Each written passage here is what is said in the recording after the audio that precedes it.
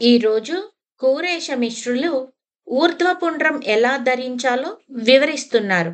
ఆ వివరణ చూద్దాము.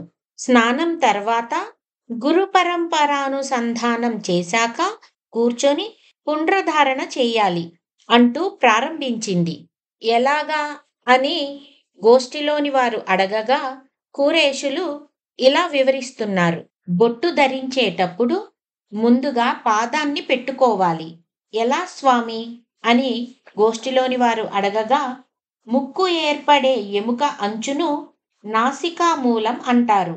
అక్కడి నుండి 1 అంగుళం వెడల్పుతో పైకి 1 అంగుళం ధరించాలి. ముక్కు చివర ఇది కదా అని అడుగుతారు ఒకరు. ఏం ముక్కుకు చివర ఇది కూడా కావచ్చు కదా అంటారు ఇంకొకరు. రెండూ కారాదు. అంగుళం పొడవుగా ధరించాలన్నప్పుడు 2 చోట్ల వీలు పడదు. ఆచారంలో కూడా అలా లేదు కదా. అబ్బే ఇవి సరిగా లేవు అంటారు గోష్ఠిలోని వారు. అందుకే ఇక్కడి నుండి పైకి అంగుళం మేర ధరించాలి అని కూరేషులు వారికి వివరంగా చూపించి చెబుతున్నారు. వీటిని కూర్చలంటారు. ఓహో, కూర్చలంటే భ్రువములన్న మాట అంటారు గోష్ఠిలోని వారు. వీటిని కలుపుతూ అర్ధచంద్రాకారంలో అడ్డంగా 3 అంగుళాలు ధరించాలి అని కూరేషులు చెప్పగా, తిన్నని గీతలా కాదన్నమాట అంటారు గోష్ఠిలోని వారు. అర్ధచంద్రవత్ అని కదా చెప్పినది అంటారు కూరేషులు. ఆ తరువాత వివరించండి అని అడుగుతారు గోష్ఠిలోని వారు. కూరేషులు ఇలా వివరిస్తున్నారు.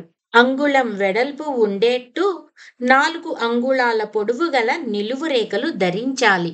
సన్నగా పెట్టుకోవటం తగదంటారా అంటారు గోష్ఠిలోని వారు.